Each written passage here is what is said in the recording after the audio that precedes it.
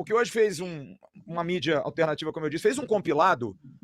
Eu não conhecia a história dele profundamente. Porra, a história do Paulo Henrique é de doer o coração, cara. Pode botar no ar aí, Igor, pra gente ouvir, por favor. Ele recusou um salário 4 vezes maior por um propósito: honrar o último pedido do seu pai. Às vezes, um sonho não nasce no campo, nasce num leito de hospital.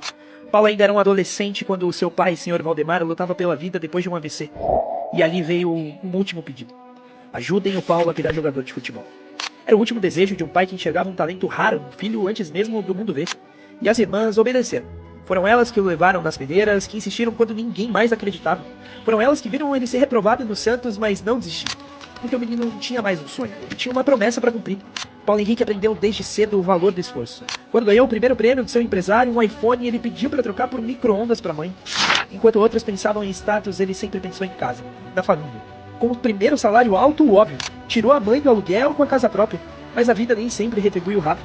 Teve fase que dormiu no chão, lavou roupa no chuveiro e passou muitos perrengues com a sua esposa. E ainda assim, quando apareceu uma proposta com salário 4 vezes maior para jogar a Série C, ele disse não. Porque sabia que cada passo para trás podia custar um sonho do pai.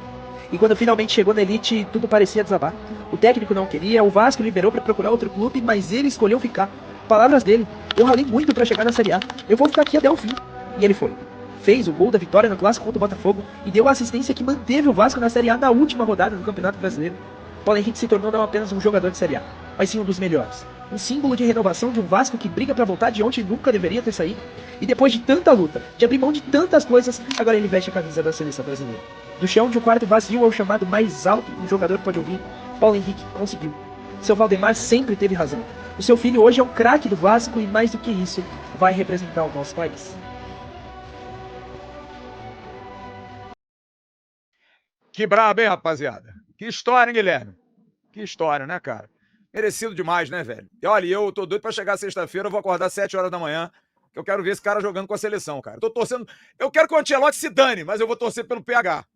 E aí, o que vocês acham dessa bela história, Guilherme?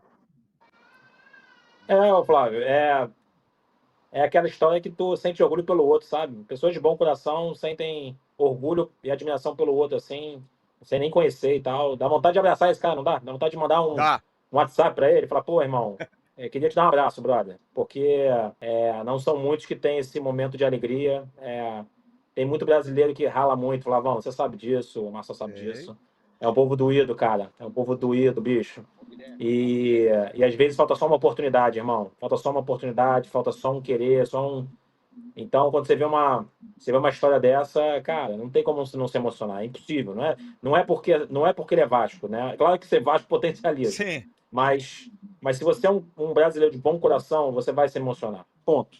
Você é obrigado a se emocionar. Porque é difícil, cara. Ele faz parte hoje de uma elite de 0,0001% da população de jogador, né? Nem mundial, não, de jogador. Né?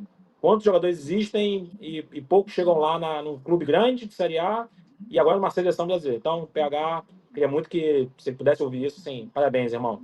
Você merece isso e muito mais. Sem dúvida.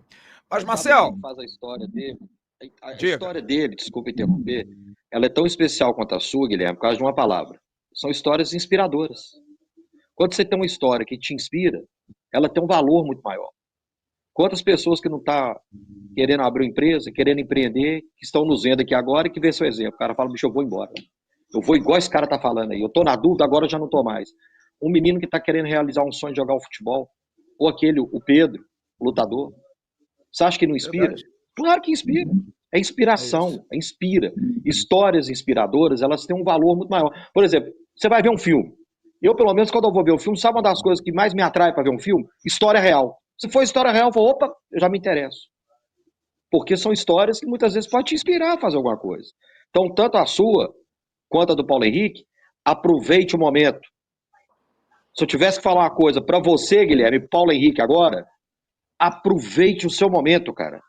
É isso aí. Foi difícil para chegar onde é que chegou. Aproveita, toma seu vinho, toma seu banho, deita, lembra de tudo que você passou, tanto você quanto Paulo Henrique. O que nos resta dizer para pessoas como você é falar: meu irmão, aproveita o momento. E manda mais sinais aí que o Vasco vai ser campeão da Copa do Brasil, meu filho. E vambora. E vambora. Bota aqui, na banguela e deixa descer, nego. Abre o capital da sua empresa, faz o IPO e bota o pau na máquina aí, meu filho. Mas olha, eu quero falar uma coisa para vocês que nem tudo, e trazendo um pouquinho para o Vasco, foi fácil, tá? Porque o Paulo Henrique, ele veio para o Vasco em 2023, a gente tem a reportagem aí da época, ele chegou em fevereiro, e eu posso dizer que eu acompanhei bem. Ele chegou em fevereiro, contratado, foi o 12º reforço da temporada, com um contrato até o final do ano, sem preço fixado, direito federativo. Você vê, chegou bem largadão. E à época, quem o contratou foi uma pessoa extremamente controversa até hoje, que é o atual gestor do Galo, de onde ele veio, que era o Paulo Brax. Mas quem olhou foi também outro cara muito controverso, o chefe scout do Vasco, o Vitor Bastos, que o torcedor pegava muito no pé, e eu sou um defensor, porque eu acho que fez ótimas indicações. Olha aqui, vamos falar de futuro, sobre 4 jogadores, a começar pelo Robert Renan. Eu já informei aqui que o Vasco, apesar de ainda depender de um tempo, ainda tem um tempo aí para frente, tá? Porque ele está emprestado até o meio do ano que vem, já está aí meio que sondando entender do Zenit. É um jogador que, a priori, ele veio com opção de compra, não foi divulgado o valor, mas se especula em torno de 45 milhões de reais, que daria aí em torno de 8 milhões de euros, né? Um pouquinho menos talvez, mas é um valor que vai se negociar, porque é um investimento de retorno, é um jovem, tem 21 anos de idade, muito promissor, um jogador de muita qualidade técnica, de bom passe, de boa presença de área, é um zagueiro que, quando tem que estar colocando em curso. Existe também já uma conversa para a renovação do Puma Rodrigues. Já voltou aquele papo, eu já informei isso aqui, um papo para quem sabe tê-lo como jogador do Vasco no ano que vem. A situação do Paulinho, eu pude apurar hoje, é uma situação um pouco mais difícil. O Vasco já conversou lá no início do ano, mas não andou muito. O Paulinho caiu muito de produção, mas é algo que vai se discutir no final do ano. Vai se ver qual é a situação do Paulinho para poder ajustar. E o Ryan, hoje mais notícias surgiram de propostas e possibilidades. Até agora, no momento, nada de oficial. No meio do ano, sim. Futebol Clube do Porto, o Zenit e o Al Nassr tiveram interesse e chegaram a especular possibilidades de proposta. Mas nada que o Vasco tenha tido interesse para liberar. Todo mundo oferecendo ali negócio de 10 milhões, 15 milhões. A bomba cresceu, amigo. Agora a brincadeira é com outro papo. E há um interesse sim do Vasco de renovar o Ryan, estender o contrato dele, que vai até o final do ano que vem, para aumentar a multa. Porque há uma expectativa muito grande que o Ryan, com certeza, pelo momento que ele está, 14 gols na temporada, 9 gols no Brasileiro, 5 gols na Copa do Brasil, artilheiro do Vasco na Copa do Brasil, esse menino exploda. Há uma expectativa também, sim, de que o Ryan possa ser chamado para a seleção na data FIFA de novembro, porque aí seria a glória, vão ser jogos na Europa, inclusive na Inglaterra, onde o mercado, né, abre muito, e isso faz parte. E não seria, vai convocar só para ele poder ser vendido, não. Diferente de muitos jogadores que eu já vi, o Ryan, se for convocado, é meritório. O Ryan está jogando futebol espetacular. O Ryan, ele igualou ao Yamal, lá, o atacante do Barcelona, em termos de rendimento de gols na temporada. Quer dizer, não é um jogador qualquer.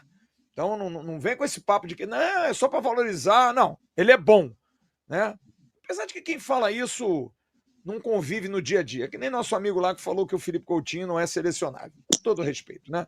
A gente precisa estar também medindo um pouco mais quem a gente ouve e quem a gente não ouve, né, Marcelo? Que hoje o clube português, o Porto, ele entende que fez uma procura pelo Ryan no momento errado. Nesses últimos dias, né, o Porto ele acenou ao Vasco da Gama a proposta nos valores entre 20 a 25 milhões de euros de forma parcelada para comprar o Ryan. Essa proposta automaticamente ela não interessou ao nosso Cruz Maltino. Essa proposta chegou na janela de transferências do meio do ano e o Porto entendeu que a joia do Vasco da Gama ela se valorizou muito. E essa proposta, ao invés de ter chegado ao Vasco da Gama agora, no meio do ano de 2025, era para ter sido feita no início da temporada, no início de 2025, lá na primeira janela de transferências. De fato, se chega uma proposta pelo Ryan entre 20 a 25 milhões de euros no início do ano, o Vasco venderia. Era uma peça que nem sequer utilizada pelo técnico Fábio Carille. E agora o Porto em si entende que está tarde demais para comprar o Ryan, até porque nesse momento o atleta está sendo concorrido por gigantes europeus. E para que o Porto entrasse nessa briga, ou entre nessa briga, vai precisar fazer um grande esforço, algo que financeiramente o clube de Portugal não tem. Então, amigo vascaíno, Porto de fato quer o Ryan, mas nesse momento está inviável, porque o que o Vasco quer pelo Ryan e o que o Porto está disposto a oferecer são valores muito diferentes. E baseado exatamente nessa informação, fica mais do que nítido que se o Vasco recusou a proposta do Porto entre 20 a 25 milhões de euros na janela do meio do ano, o Ryan, do meio do ano para cá, ele já valorizou e muito. E muito. O Ryan está jogando muito mais bola. Quanto você acha que o Ryan será negociado? Salve, meus amigos do canal Sou Mais Vasco News, e continuando o vídeo aqui, mas antes deixe nossos créditos aí para o Lucas do canal Gigante Vasco e também do Atenção Vascaíno, Flávio Dias, que trouxeram essas informações importantíssimas e exclusivas aqui para o nosso canal. Esses cortes nós sempre deixamos crédito aí para eles porque são canais de credibilidade. Mas continuando o nosso vídeo aqui, rapaziada, o PH, o Paulo Henrique, foi convocado e fez ontem seu primeiro treino com a seleção brasileira para enfrentar a Coreia do Sul na próxima sexta-feira, às 7 horas da manhã. Vamos torcer bastante para o PH, que tem feito uma temporada espetacular, sempre importante nas vitórias do Vasco, uma lateral que deu a volta por cima, até como o Flávio Dias trouxe no vídeo, e esperamos que ele faça uma boa estreia, que seja titular e faça uma boa estreia com a camisa da seleção brasileira. Estaremos acordando cedo para assistir o nosso lateral lá, né, rapaziada? E falando de lateral, o Vasco já tem se movimentado no mercado, visando a temporada de 2026, e tem um jogador que desperta interesse do Vasco, e eu tenho certeza que talvez você, como eu, gosta muito desse jogador, que é Guilherme Arana, rapaziada.